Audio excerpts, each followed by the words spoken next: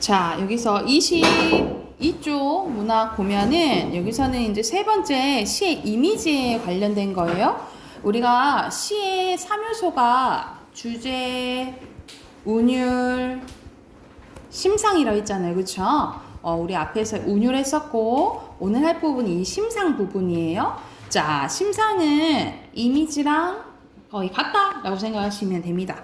시를 읽을 때 떠오르는 구체적인 모습이나 움직임, 상태를 심상이라고 하는데 우리가 이게 시를 이렇게 읽다 보면은 어떤 상황인지 머릿속에 떠올려지잖아요. 그쵸? 그 부분이 심상이라고 보시면 돼요. 이미지예요. 특히 감각적 이미지가 이제 많이 나오는데 우리가 감각, 오감각이죠?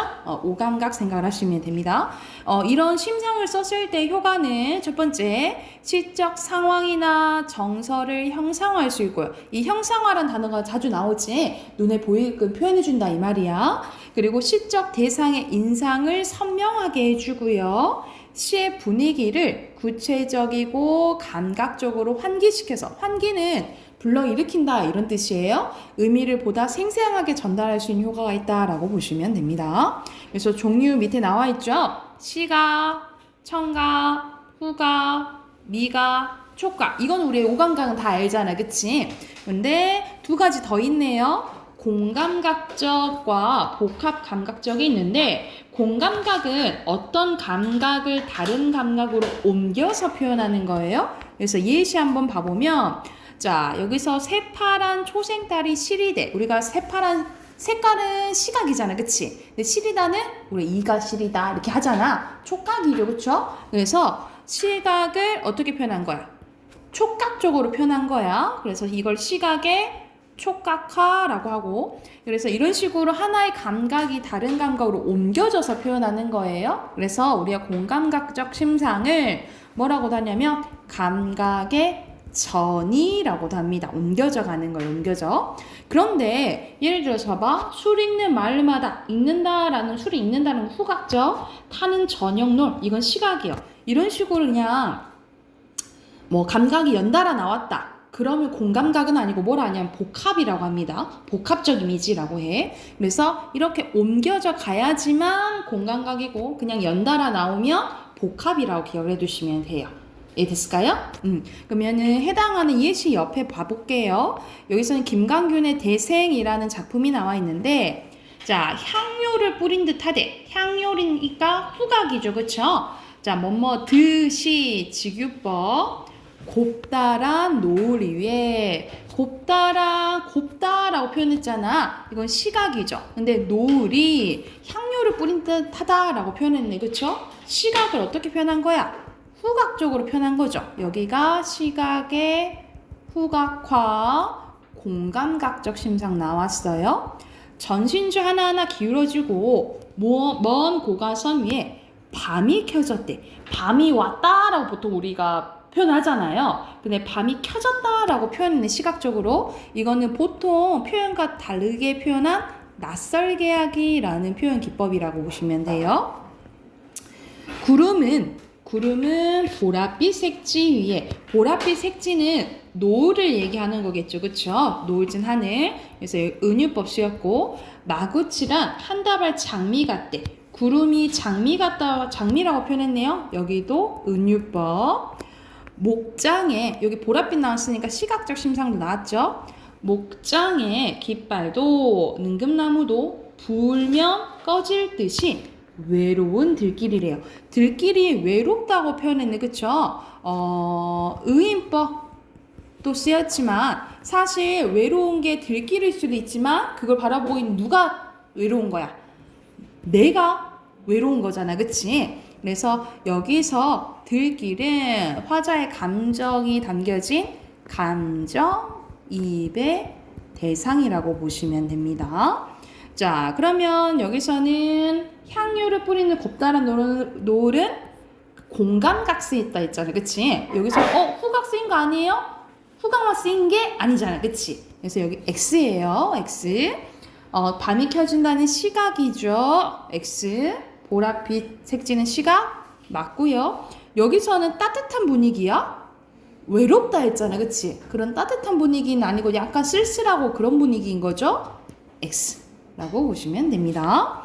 밑에 예시 하나 더 볼게요. 이거는 짧지만 표현 방법이 아주 많이 쓰인 시 중에 하나예요. 유치한의 깃발이라는 유명한 시입니다. 이것은, 여기서 이것은 가리키는 게 뭐냐면 제목인 깃발이에요. 이것은 소리 없는 아우성이네. 여러분 소리 없는 아우성 많이 들어봤지? 대표적인 무슨 법? 역설법이에요. 자, 우리가 아우성이 으아 하고 소리 지르는 거잖아. 그치? 근데 소리가 없다라고 했잖아. 말이 안 되는 거지. 말이 안 되지만 그 안에 의미가 있는 게 역설법이잖아요. 근데 왜 소리 없는 아우성이라 표현했냐면 깃발이 막 움직여. 이 말 막 움직이는 거를 소리 없는 아우성이라 표현했다라고 보시면 돼요. 그러면 이거는 어떻게 표현한 거야? 시각을 청각화했다라고 보시면 되겠죠. 그래서 여기서는 시각의 청각화, 여기도 공감각적 심상 쓰였어요. 그리고 선생님이 깃발을 가리키는 걸 이렇게 표시할게요. 아우성이라 표현했고, 저 푸른 해원을 향해서 흔드는, 깃발은 푸른 해원을 통해서 손을 그 깃발 막 흔드는데 여기로 가고 싶은 거예요. 그래서 푸른 해원은 시각도 쓰였죠. 내가 가고 싶은 이상향이라고 보시면 됩니다. 이상향. 그래서 깃발은 영원한 노스텔지의 손수건이래요. 노스텔지어는 향수를 의미해요. 우리 고향을 그리워하는 마음 있잖아. 그 향수를 의미해 노스텔지어 손수건이고, 그거에 대한 마음은 순정이라고 표현하네요. 순정은 깃발이 마음인 거야. 순정은 물결같이 지규법 바람에 나부끼고 오로지 맑고 고든 이념의 표대 끝에 있대요. 이념의 표대는 결국 우리의 깃발은 어디에 묶여져 있어? 이 깃대에 묶여져 있죠. 깃대에 묶여져 있는 거야. 그래서 이건 뭘 의미하냐면 깃발은 막 저기 푸른 해원을 통해서 가고 싶어. 그래서 막 흔들리잖아. 막 가고 싶은데 가지 못해요. 왜 가지 못해? 이 깃대에 묶여져 있으니까, 그치? 그래서 여기서는 뭔가 이루고 싶지만 이룰 수 없는 한계를 의미한다라고 생각을 하면 돼. 그래서 얘는 슬퍼요. 그래서 뭐라 표현하냐면 애수라고 표현해. 이게 슬플 애자예요. 애수는 백로처럼, 백로 시각 쓰였고 흰색이니까 지규법 날개를 피고 있다. 그래도 가고 싶지만 가지 못하는 한계를 알면서도 계속 가고 싶어하는 이 깃발의 모습을 표현했다라고 보시면 돼요. 인간도 마찬가지라는 거지. 인간도 뭔가 하고 싶지만 좌절되잖아. 그렇다 해도 포기하지 않고 계속해서 하려고 노력하잖아요. 그런 모습을 담은 시라고 보시면 됩니다. 그래서 되게 짧은데 많은 게 담겨져 있죠. 그쵸? 자, 여기서는 깃발은 시각이지, 시각적 이미지를 소리 없는 아우성이라고 해서 청각적으로 바꿔놓고요. 소리 없는 아우성은 공감각이라고 했죠. 그리고 백로와 색깔 나온 것도 뭐 있었어? 푸른색, 푸른 해원입니다.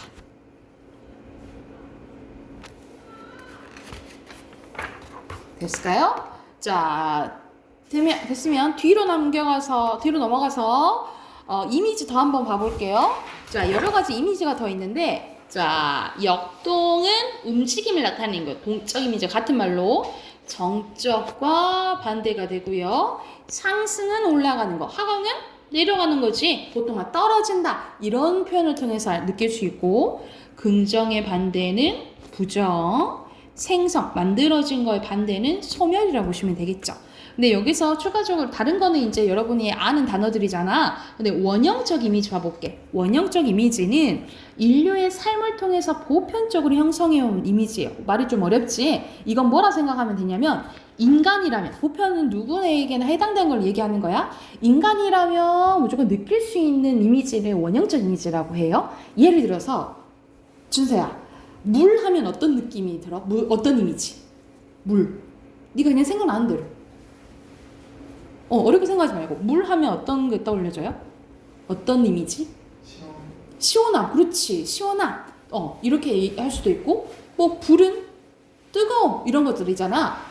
또는 보통 물은 예를 들어서 우리 맨날 물로 씻잖아. 그래서 정화. 이런 이제 이미지가 나고, 불 하면은 우리가 부정적으로 보면은 우리가 막 저승세계 하면은 막 불 막 있고 하잖아. 그런 죽음을 암시할 수도 있고, 아니 우리가 뭐 열정, 이렇게 좋게 생각하면 열정 이런 걸 의미할 수도 있다는 거죠. 그래서 여기서는 우리가 인간이라면 느낄 수 있는 이미지를 뭘 한다? 원형적 이미지라고 한다라고 보시면 돼요. 그러면 이것도 옆에 같이 한번 예시 한번 봐볼게. 김수영의 폭포입니다. 폭포는 어떠죠? 떨어지죠. 그러면 전체적으로 뭐겠어? 하강적 이미지겠지, 그치? 폭포는 고든 절벽을 무서운 기색도 없이 떨어진대요. 그래서 여기서는 하강적 이미지 쓰였다라고 보시면 되고요. 규정할 수 없는 물결이 무엇을 향해서 간대? 떨어진다는 의미도 없이 계절과 주야, 밤낮을 가리지 않고 고매한 정신이처럼 주기법 쓰였네요. 쉴 사이 없이 떨어진대요. 여기서 고매한 정신은 어떠한 정신을 가지고 떨어진다라는 거야. 그래서 여기서는 시대적으로 보면 김수영은 어느 시대 때 사람이냐? 독재 정권 때예요. 독재 정권 때. 그래서 폭포는 계속해서 멈추지 않고 떨어진다 했잖아. 그러면 이 시대에 대한 저항 정신을 의미한다라고 보시면 돼요. 그래서 폭포는 움직이잖아. 정적인 것이 아니고 동적인 거죠. X. 그리고 하강 떨어진다. 맞죠? 그렇죠? 그리고 밑에 보면은 박남수의 새라는 시가 나오네요. 새는 울어서 뜻을 만들지 않는데, 이게 뭔 말이냐면 혹시 우리가 뜻을 만든다라는 것은 우리가 또 인간이 뜻을 부여하고 인위적으로 만들잖아, 그치? 근데 새는 그래요, 안 그래요? 안 그런다는 거야. 그래서 새는 인간이 만든 거와 반대 자연을 의미한다라고 보시면 돼요. 그리고 뜻을 만든다라는 것은 여기서 뜻은 인간의 인위성을 얘기한다라고 생각하시면 돼요. 그래서 지어서 교태로 사랑을 가식하지 않는데 일부러 막 가식으로 만들지 않는다. 가식처럼 불지도 않고 만들지도 않는다는 거야. 근데 포수는 보통 동물들을 잡는 걸 의미하는 거죠. 포수는, 그래서 이 포수가 의미하는 것은 인간의 폭력성을 의미해요. 폭력성. 한 덩이의 납으로 그 순수를 겨냥하지만 매양 쏘는 것은 피에 젖은 한 마리의 상한 새에 지나지 않는다. 그래서 인간 때문에 말 그대로 파괴된 자연을 의미한다라고 보시면 돼요. 그래서 이거에 대해서 이제 비판하는 시라고 보시면 됩니다. 긍정적인 것은 동그라미 쳤지? 새고요. 부정적인 건 세모죠. 호수, 나비라고 보시면 됩니다. 그리고 마지막 시는 강은교의 우리가 물이 되어 라는 시입니다. 자, 우리가 만약 물이 되어 만난다면 뭐뭐 한다면 가정이죠. 가문다라는 건 물이 없는 거, 가물다 있잖아요. 그래서 가뭄이라잖아. 이런 집에서는 좋아하지 않으라. 당연히 물이 돼서 오면 가문 집에서는 좋아하겠지. 일부러 의문 형식으로 표현한 서리법이에요. 우리가 키 큰 나무와 함께 서서 우르르 의성어죠. 비 오는 소리로 흐른다면 좋겠지만, 근데 우리가 물이 돼서 만나면 좋아. 그러나 우리는 물이 될 수 있어? 물이 아닌 불로 만나야 된다라는 거죠. 우리가 불은 다 태우지? 그래서 재가 남죠. 그래서 약간의 희생? 뭐 이런 게 필요할 수도 있는 거야. 그래서 벌써 수치된 뼈 하나가 희생된 거지. 세상에 불타는 것을 쓰다듬고 있다라는 거야. 그러니까는 뭐 희생 없이 잘 해서 만나면 좋겠지만 우리가 결국 어떤 것을 해내려면 뭐가 따를 수밖에 없어? 희생. 이런 것들이 따를 수밖에 없다라는 약간의 내용이 담겨져 있다고 생각하시면 되겠죠. 그래서 키 큰 나무와 비는요, 생명력의 이미지를 드러내고요. 그리고 이러한 생성과 계속 만들어낸 생성과 포용의 이미지의 물과 약간 불은 없애버린다 했잖아. 태워버린다 했잖아. 소멸의 이미지인 불이 대립되어 있다라고 보시면 됩니다. 됐으면 뒤로 넘겨서 시 2개 보고 해당하는 문제 한번 풀어볼게요. 우리가 모의고사 풀어봤지만 이런 식으로 두 작품이 나오고요. 두 작품의 공통점이나 차이점을 묻는 문제들이 이렇게 나온다라고 생각을 하시면 돼요. 선생님 먼저 분석해 줄게.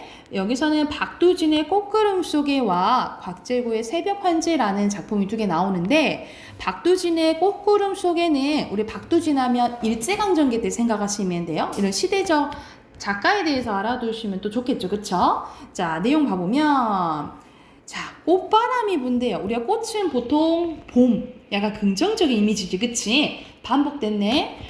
꽃바람, 꽃바람, 바람마다, 마을마다 훈훈이 불어오라. 복사꽃, 살구꽃, 그리고 화난, 원래 화난이겠죠? 화난이겠지? 진짜 커요. 꽃구름처럼 직유법. 꽃구름, 꽃구름, 화한 속에. 여기서는 비슷한 문장 구조 반복됐죠? 대구법이라고 뭐 볼 수도 있겠죠? 꽃가루 흩뿌려 마을마다 진한 꽃향기를 풍겨라. 향기 풍겨라 라고 얘기했네. 후각적 심상 쓰였고요. 추위와, 이건 부정적인 거지. 주림에 시달려 한겨울에 움츠고 떨며 살아나온 사람들. 이런 시련과 고난을 겪은 사람들한테 얘기를 하는 거지. 그치? 봄이 왔다 라고 얘기를 하는 거야. 그러니까 나쁜 시절 다 갔고 좋은 시절이 왔다라는 소리잖아요. 그치? 그래서 여기서 세모를 친 건 시대적으로 보면은 일제강점기예요. 이 일제강점기가 갔다 이 말이야. 그래서 여기서 봄의 의미는 이런 꽃바람 불고 꽃이 피고 이러는 봄의 기운은 뭐라고 보시면 되겠어요? 조국의 광복이라고 보시면 되겠죠. 조국의 광복을 의미하는 거야. 그래서 이런 기운을 느껴보자 라고 얘기를 하는 거야. 서러운 얘기 다 까맣게 잊고 꽃향에 취하여. 후각 나오네요. 그래서 아득하니 꽃구름 속에 쓰러지게 하여라. 어떻게 쓰러지게 하여라? 또 반복되네. 나비처럼 주기법이죠. 쓰러지게 하여라. 이 말은 막 꽃향기가 막 퍼지잖아. 그래서 나비처럼 즐겨봐 이런 거야. 그러면 시대적으로 보면 우리가 조국 광복이 왔으니까 이것을 뭐 해보자? 즐겨보자 이 말이라고 생각하시면 돼요. 그래서 주제 써볼게요. 주제는요, 우리가 겉으로 보면 그냥 봄을 느껴라 라고 나오잖아. 아름다운 봄을 만끽하기를 바라고 있고요. 시대적으로 보면은 광복을 느끼라는 거지. 조국 광복의 기쁨을 누리기를 염원하고 있다라고 보시면 됩니다. 우리가 염원은 간절히 바라는 거라고 생각하시면 돼요.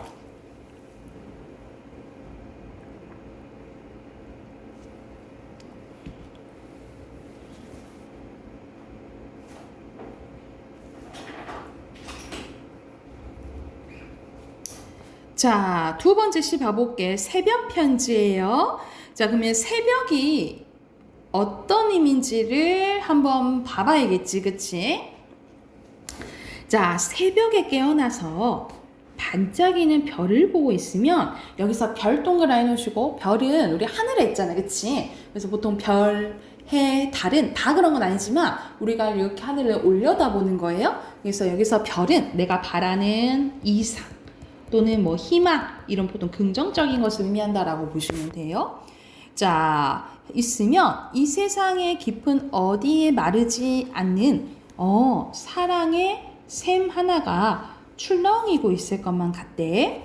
고통과 쓰라림과 목마름의 점령들이 잠들고 이러한 시련과 고난이 없어지고 이런 의미라고 생각하면 되겠지, 그치? 눈시울이 붉어진 인간의 혼들만 깜빡이는 아무도 모르는 그 고요한 시각에, 그 시각이 새벽인 거죠. 그 새벽은 이런 시련 고난이 없는 거야, 그치? 아름다운 새벽의 창을 열고 우리들 가슴 속에 깊숙한 뜨거움과 만난대요. 그래서 뭐 촉각적도 쓰였죠. 그래서 이때 얘는 어떤 다짐을 하냐면 다시 고통하는 법을 익혀야겠대. 왜 갑자기 고통하는 법을 익힌다 하지? 근데 사실 새벽이 이때는 앞에서 나왔던 이 고통과 쓰라림과 목마름의 정령이 잠들긴 해. 근데 이거는 끝나는 건가? 다시 시간이 지나면 다시 생기죠.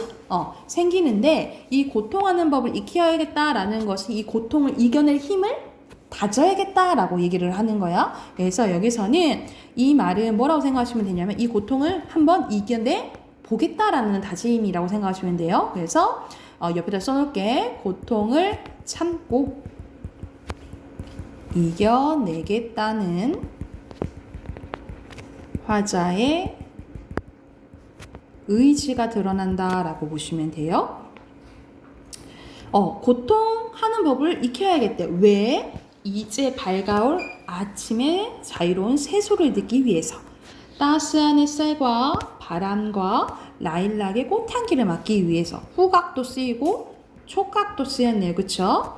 그리고 진정으로 반복됐고요. 너를 사랑한다는 한마디. 새벽 편지를 쓰기 위하여 고통하는 법을 익혀야겠대. 그래서 여기 표시하시고 여기까지 표시하시고 이렇게 하기 위해서 고통하는 법을 익히기 시작해야 된다는 소리잖아요. 그치? 그래서 여기서 어순이 바뀌었어요. 크게 도치법이고 여기서는 위하여 반복되지. 그치? 여기도 대꾸법 쓰였다라고 보시면 되겠죠. 새벽 편지를 쓰기 위해서 새벽에 일어나 반짝이는 별을 보고 있으면 이 세상의 깊은 어딘가에 마르지 않는 희망의 새만화가 출렁이고 있을 것 같대. 그래서 이 사람은 새벽 편지를 써요. 왜 새벽 편지를 써? 다시 한번 이겨내기를 다짐하기 위해서. 그래서 여기서 새벽 편지는 뭘 의미하냐면 옆에 써놓을게요. 희망찬 삶에 대한 화자의 의지를 다지기 위해서 새벽 편지를 쓴다라고 보시면 됩니다.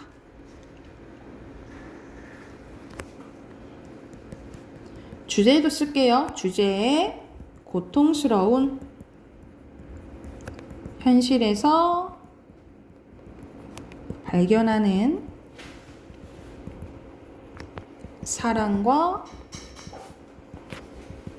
희망에 대해서 얘기했다라고 보시면 됩니다.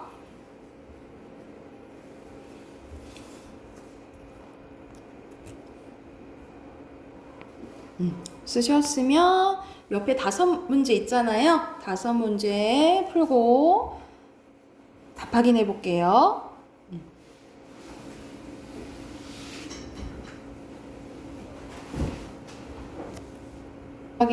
답 확인해 봅시다. 1번에 여기서는 적절한 거 반복되는 게 있었지. 1번에 1번이고요. 자, 2번에 뭐처럼 즐기라고 했어? 나비죠. 그리고 3번에는 기억은 불어오라 이러고 니은은 정령들이 잠들다 라는 거잖아. 움직이고 안 움직이고죠. 3번이고요. 4번에 사실 막 뭐가 이렇게 길긴 하지만 의미 파악만 잘하면 이걸 쉽게 풀 수 있거든요. 답이 5번이에요. 왜냐면 마을마다 꽃가루가 흩뿌린다는 것은 좋은 거잖아. 그치? 고달픔? 아니죠. 그쵸? 이건 긍정적인 거니까.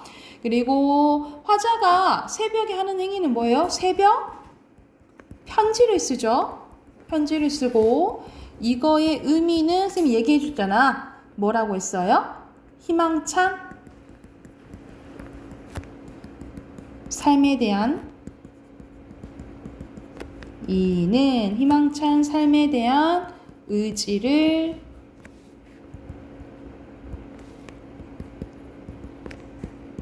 드러내는 것이다. 이렇게 쓰시면 되겠죠?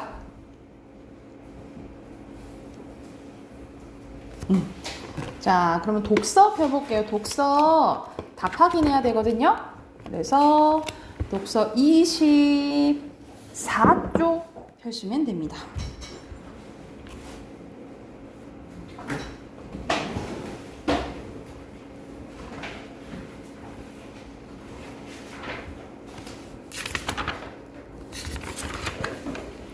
음, 24쪽 답 확인해 볼게요.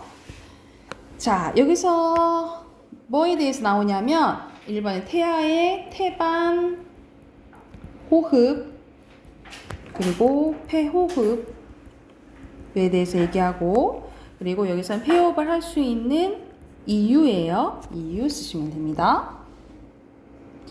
그리고 오른쪽 2번에 가보면 순서대로 폐수,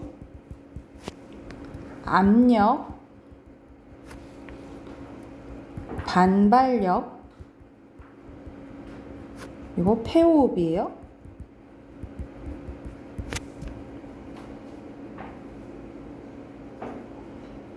됐나요? 자, 오른쪽에 가보면 연결하는 거네. 순서대로 기역, 그리고 리을, 니은, 디귿이고요. 자, 여기서는 어디에 해당되는지 순서로 쓰는 거야.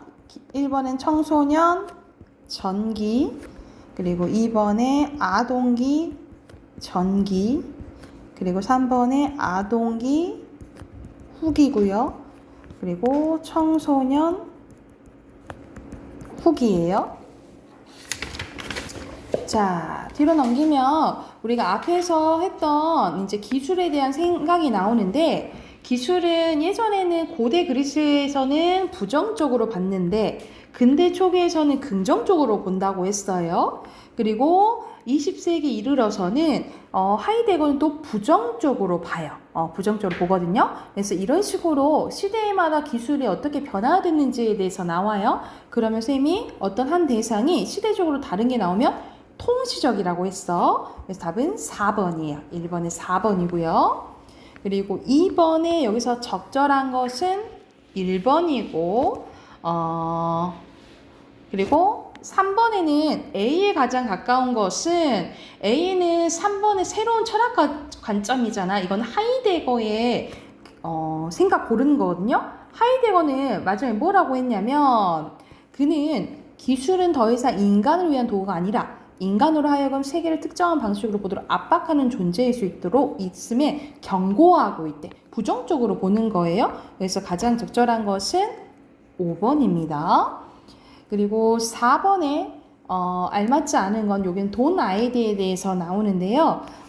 여기서 4번인데 인간의 특정한 관점을 갖게 하도록 하는 것은 본 아이들도 그렇게 봤고, 그리고 하이데거도 그렇게 봤어요. 여기 달리가 틀렸어. 됐나요? 그러면 오늘 할 부분 28조 가볼게요. 오늘 할 부분 28조 비교와 대조, 분류에 대해서 나오는데, 우리가 이제 내용이 어떻게 전개되냐에 따라서 또 어떻게 이제 중요 부분을 봐야 되는지 그거에 대한 내용이라고 보시면 되고, 자, 가장 좀 많이 나오는 게 비교와 대조예요. 자, 둘 이상의 대상 공통점을 찾는 것을 우리 비교라고 하죠. 차이점을 받는 방식을 대조라고 하고요. 그래서 각각 차이점을 나타내는 걸 표시해 주시면 되겠죠. 그리고 각각의 뭐 동그라미는 동그라미, 세모 표시해가지고 각각의 동그라미와 세모의 대상의 특성을 파악하면서 읽어야 된다라고 보시면 됩니다. 이것도 바로 개념 한번 봐볼게요. 예시. 자, 플라톤에 대해서 나오네요. 플라톤은 존재를 끊임없이 변화하는 존재와 영원히 변하지 않는 존재로 나뉘었대. 그러니까 세상에는 변하는 게 있고 안 변하는 게 있다라고 본 거야. 그는 우리가 경험하는 현실 세계의 존재는 변한다고 생각했습니다. 우리가 지금 살고 있는 세계 있죠? 얘는 변한다라고 본 거예요. 그리고 현실 세계에 존재하는 모든 것의 근원은 이데아라고 정하고, 이데아를 영원하고 불변하는 존재, 그 자체로 완전한 진리인 것으로 여겼다라는 거야. 반면에 현실 세계의 존재는 이데아를 모방한 것이군 이데아와 달리 불완전하다고 봤대요. 또한 감각을 통해 인식할 수 있는 현실 세계와 달리 이데아는 오직 이성, 머리에 우리 옳고 그름을 생각하는 거 이성이잖아요. 이성에 의해서만 인식할 수 있는 이성 중심의 사유를 전개했대. 플라톤의 이러한 철학적 견해는 이후 서양 철학의 주류가 되었대요. 그러니까 이거는 간단하게 얘기하면 자, 우리가 현실 세계가 있고 또 다른 세계가 있는 거야. 근데 이 현실 세계는 그 또 다른 세계를 그냥 모방한 것뿐 계속 변한다는 거지. 그리고 안 변하고 궁극적인 건 다른 세상이 있다라는 거예요. 그래서 예를 들면 우리가 기독교로 치면 천국이 있다라고 보는 거예요. 플라톤은 천국이 있고 우리는 여기를 따라하는 그냥 현실 세계다 이렇게 본 거야. 그러나 이런 플라톤의 견해를 바탕으로 한 서양 철학의 주류적 입장은 근대에 이르러서 니체에서 강한 비판을 받았는데, 헤라클레이토스의 견해를 받은 니체는 영원히 변하지 않는 존재, 절대적이고 영원한 진리는 없다라고 주장을 한 거예요.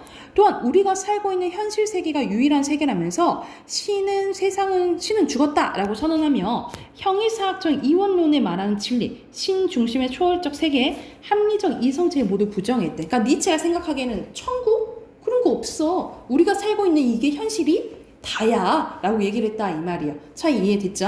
그래서 니체는 형이사학적 이원론이 진리를 영원 불변한 것으로 고정하고 현실 넘어 이상세계와 초월적 대상의 생명의 근원으로 설정함으로써 인간이 현실의 삶을 부정하도록 만들어 봤다는 거죠. 그러니까 우리가 지금 현실 세계는 안 좋아. 또 다른 세계가 있어. 그러니까 우리 생각하자. 우리 죽어서 천국 가야지 이런 생각하잖아. 그러니까 현실 세계에 막 그렇게 열심히 살려고 하지? 안 된다라고 본 거예요. 그래서 생명의 근원과 삶의 의미를 상실한 인간은 허무에 직면한다라고 봤다라는 거지. 그래서 여기서 비교 대조하는 건 크게 누구 나와요? 플라톤이랑 니체 나오죠. 플라톤이랑 니체 동그라미 표시하시면 되고요.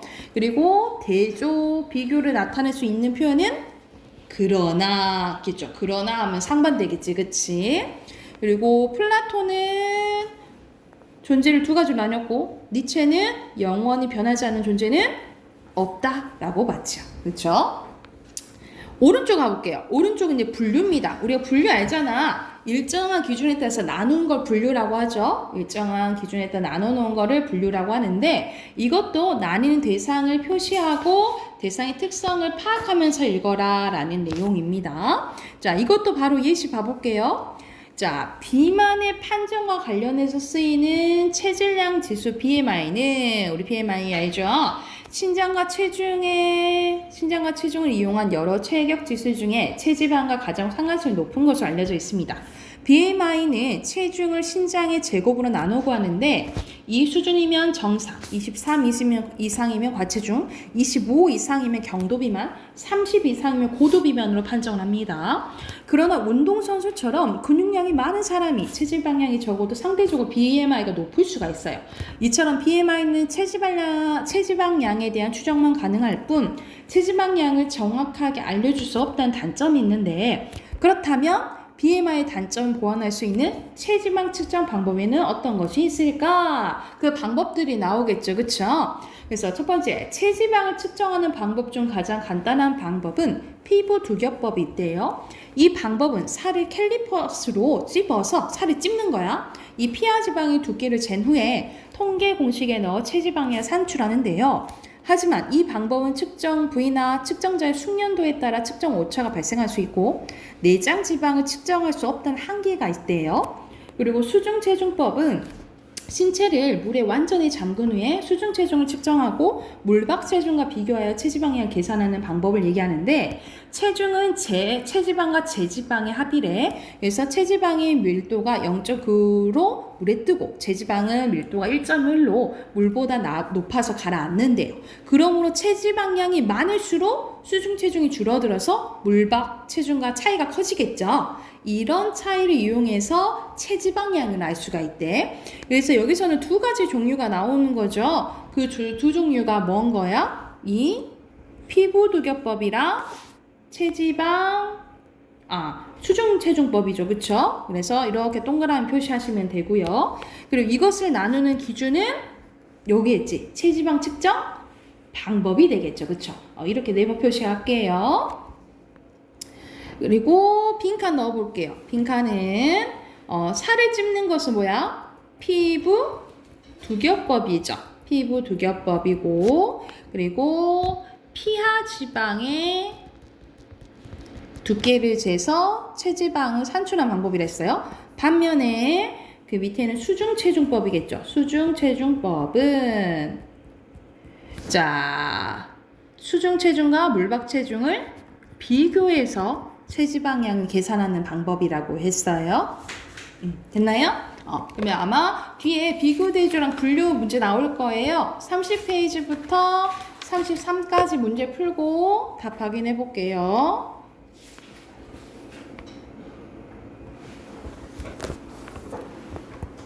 답 확인해 봅시다. 30페이지. 여기서 대조, 비교 대조가 알 수 있는 표지는 이런 상번 그러나나 반면에 이런 거겠죠. 그쵸? 표시하시고. 빈칸 넣으면 이거는 뭐 순서 상관은 없어요. 통화주의, 그리고 케인즈주의고요. 그리고 밑에는 통화정책, 그리고 재정정책. 자, 밑에 순서대로 1번에 시장 개입, 2번에 적극적, 3번에 통화정책, 4번에 투자, 5번에 재정정책, 그리고 6번에 화폐 수요예요. 오른쪽에 가보면 여기서는 암호통신에 대해서 얘기하잖아. 그치? 4번에 암호통신이고요. 여기서는 크게 대칭키랑 그 공개키로 나누죠. 그쵸? 근데 그 기준은 여기 표시하시면 되겠죠. 암호화나 복호화에 필요한 키를 관리하는 방식. 여기 표시하시면 돼요. 그리고 옆에는 X 표시입니다. 자, 뒤로 가면 우리 앞에서 배웠던 그 플라톤과 그 니체 이야기 나오죠. 그쵸? 그리고 니체가 이 허무주의, 여기서부터 잠깐 보면 허무주의에서 벗어나기 위해서는 생명의 본질을 회복해야 된다 했어요. 그러니까 뭔가 해야 된다라는 거야. 그게 말 그대로 이제 예술로 표현하는 거였지. 그치? 그래서 이 니체의 생각이 어디에 영향을 줬어요? 표현주의에 영향을 준 거예요. 그래서 이 표현주의의 대표적인 화가들은 어떤 특성을 가졌냐면 대상의 재현, 예술의 목적이 대상의 재현이 아니라 인간의 감정과 충동을 표현하는 걸로 생각을 한 거야. 그래서 어떤 식으로 표현을 했냐면 여기 봐볼까? 대상의 비례와 고유한 형태를 왜곡하고 색채도 실제보다 강하게 과정해서 대비가 되는 원색들 있죠? 원색을 대담하게 사용하는 등을 통해서 감정과 충동을 표현했고요. 그리고 원근법에 얽매이지도 않았어요. 그래서 현실 그 작품에서 들어가는 공간이 현실 공간의 재현이 아니라 감정을 표현하는 이런 상징과 의미를 생산하는 공간이라고 보았다라는 거야. 그래서 이거의 전반적인 특성 이제 표현주의 전반적인 특성 파악하시고, 그러면 전체적인 글은 어떤 내용이에요? 플라톤이나 니체 이야기 나오고, 니체가 어디에 영향을 줬어? 표현주의에 영향을 줬다는 거잖아. 그래서 포괄하는 것은 5번이고요. 그리고 기억은 존재에 대한 생각이거든요. 가장 적절한 것은 1번입니다. 그래서 존재는 다 변한다 라고 생각했다는 거고, 3번의 표현주의 화가들은 현실을 있는 그대로 모방해서 쓰지 않았다 했잖아요. 그치? 2번이죠. 그리고 사실상 4번도 적절한 고르는 건데, 아까 전 선생님이 전반적인 표현주의 화가들의 특성들 봤잖아. 그치? 그걸 봤을 때 가장 적절한 것은 원색을 그린 4번이에요. 오케이, 됐나요? 그러면 우리 문법으로 넘어가 봅시다. 답 확인 해야 되는데 26쪽 26쪽부터 답 확인해 볼게요. 자, 1번부터 보면은 순서대로 얘는 비음화, 얘는 유음화, 그리고 얘는 국외음화에 대한 설명이잖아요. 그쵸? 그래서 여기서 가장 적절한 것은 4번이죠. 얘네들은 뭐만 달라진 거야? 방법이 달라진 거죠. 위치는 변하지 않았죠. 그쵸? 그리고 밑에는 음절의 끝소리 규칙도 적용돼야 되고 된소리 대기도 돼야 돼. 먼저 음절의 끝소리 규칙 적용된 거 찾아볼게. 상관없고 없고 이거 바뀌죠? 없고 여기도 그냥 연음되니까 없어요. 이것만 봐도 3번인 거 알 수 있고요. 그리고 3번 가보자. 비음화 그리고 유음화잖아. 그치? 보면은 비음화 세로로 한번 봐볼게. 적용되는 거. 맞고 아니고 맞고 맞고 아니고요. 유마 아니고 맞고 아니고 맞고 맞네. 그치? 그럼 해당되는 것은 4번이죠. 그쵸? 그리고 4번에 조건 보는 건데 받지 맞고요. 그쵸? 그리고 밥그릇도 맞네. 그치? 그리고 어감 받치니까 신다 맞고요. 안고도 맞네. 근데 갈등은 이거는 명사잖아. 한자어 여기에 해당되겠죠? 말 그대로 넷째 속하야겠지. 그치? 5번이네요. 그리고 5번에 여기서 잘못 짝지은 것은 5번인데 어디가 잘못된지 봐보자. 물바지 발음은 맞죠? 그치? 근데 물바지 국외음화 일어나야 되잖아. 그치? 국외음화는 아니다. 디귿 아니다. 리을만 해당되죠? 그쵸? 그리고 축약, 교체 후에 축약이 일어나야 되네. 그치? 그래서 가장 적절한 것은 3번이고요. 그리고 7번 가볼게요. 7번에는 티읕이 디귿됐지. 교체 일어난 다음에 음절 끝소리겠지. 그리고 축약됐네. 그죠? 1번이고요. 그리고 8번에 축약되는 것은 먹히다. 1번이네요. 자, 넘겨서. 자, 여기서는 비음화와 관련된 거네. 비음화는 여기서는 뭐가 바뀌었어? 앞에 게 바뀌었죠. 앞에 좋은 방식이 바뀐 거고요.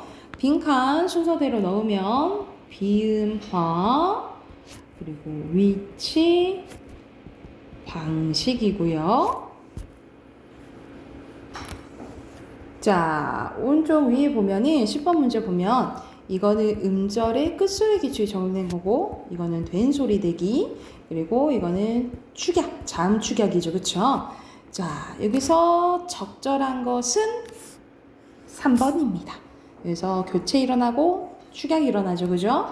그리고 밑에 빈칸 순서대로 그렇게 쓰시면 돼요. 음절의 끝소리 규칙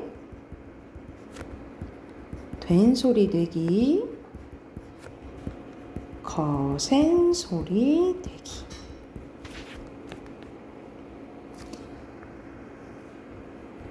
이것도 밑에 빈칸 넣으러 갈게요. 순서대로 변별적 자질 그리고 플러스 F 마이너스 F 음성적 음운 현상 상호 예측성 그리고 효율성이에요.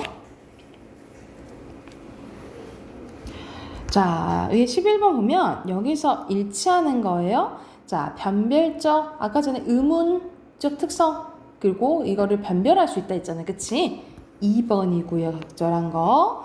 그리고 12번에 적절하지 않는 것은 5번입니다. 국물, 이응, 미음, 부류 구별 가능하죠. 그치? 구별 가능해요. 자, 그러면 뒤로 넘기면 우리가 앞에서 교체랑 축약했죠. 이제 남은 게 탈락이랑 첨가예요. 그래서 오늘 탈락 한번 해볼게. 자, 탈락은 둘 이상의 의문이 만나서 하나의 의문이 없어지는 것, 없어지는 것을 얘기해요. 그래서 이것도 크게 자음 탈락과 모음 탈락으로 나뉘어집니다. 먼저 자음 탈락에는 뭐가 있냐면 자음군 단순화가 있는데 이거는 꽃받침이랑 쌍받침 말고 겹받침 있죠. 겹받침 서로 다른 자음이 올 때 겹받침이 올 때 한 자음만 남기고 나머지 게 탈락하는 거예요. 그래서 대표적인 게 갑 이런 식으로 이게 자음군 단순화라고 합니다. 우리가 자음이 2개 이상 있는 걸 자음군이라고 하고 이게 말 그대로 단순해진다 이렇게 생각하면 되겠지. 그리고 히읗 탈락은 음절의 끝소리인 이 히읗이 모음으로 시작하는 어미나 전미사 결합할 때 말 그대로 형식 형태소겠죠? 이 형식 형태소와 결합할 때 히읗이 탈락하는 거예요. 그래서 대표적인 게 우리가 이거 조하라고 발음 안 하잖아. 좋아, 시, 허가 아니고 싫어 이런 식으로 히읗이 탈락돼요. 이 현상이고요.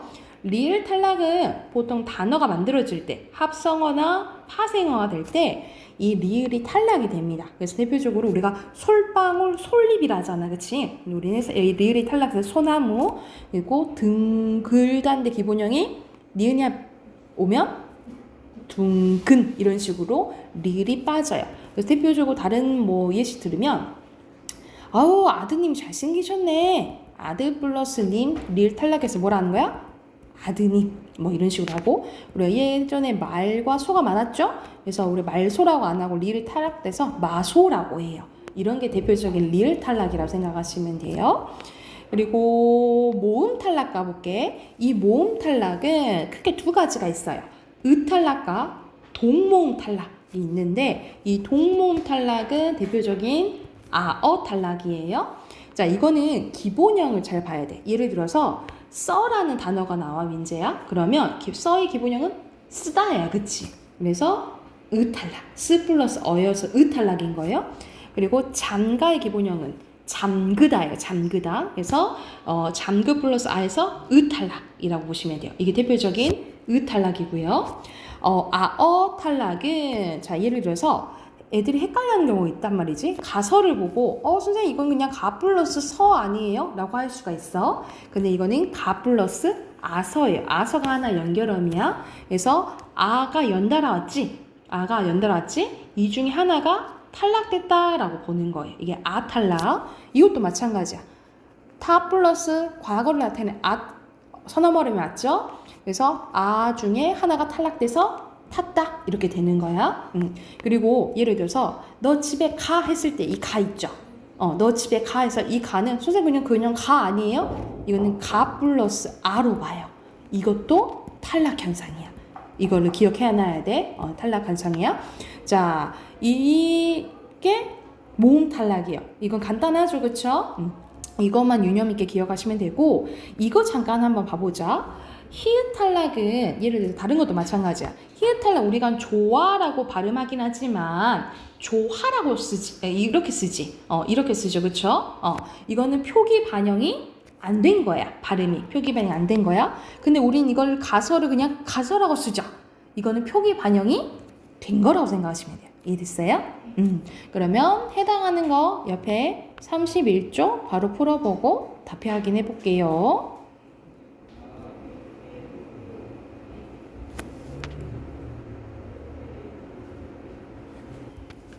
1번부터 보면 여기서는 의문의 탈락이죠. 탈락이고 의문이 없어지는 거고요. 자, 발음 나는 대로 닭, 삶이고요. 그리고 히읗 탈락이 일어나지 않는 거 고르는 거야. 노타, 많지. 이거는 축약돼요. 탈락이 아니고 축약되는 거고 밑에는 탈락되죠. 싸전, 화살, 마속 이렇게 되는 거고 밑에는 반대로 아파, 꺼라 이렇게 되죠. 오른쪽에 빈칸 넣어보면 그냥 돌고 되지만 이거는 돈이 낳고 낳아 쓰고 써 가고 가 이렇게 되지, 그치? 그래서 A는 니은 앞에서 리을이 탈락되는 거야. 그래서 이건 돈이는 돈이로 쓰잖아요. 표기 반영된 거죠, 그쵸? 그리고 B는 모음이 시작하는 어미 앞에서 히읗이 탈락되지. 이것도 표기 반응해요. 발음은 이렇게 나지만 우리가 쓸 때는 이렇게 쓰잖아. 표기 반영 안 하는 거야. 그리고 모음으로 시작하는 어미 앞에서 이건 의가 탈락하는데 이거는 써는 써로 쓰니까 표기 반영 되는 거고요. 그리고 어간말음 동일한 모음으로 시작하는 어미 앞에서 뭐가 탈락돼요? 아가 탈락하는 거지. 이것도 표기 반영하죠. 그치? 그럼 민재야 위에 몇 번이야?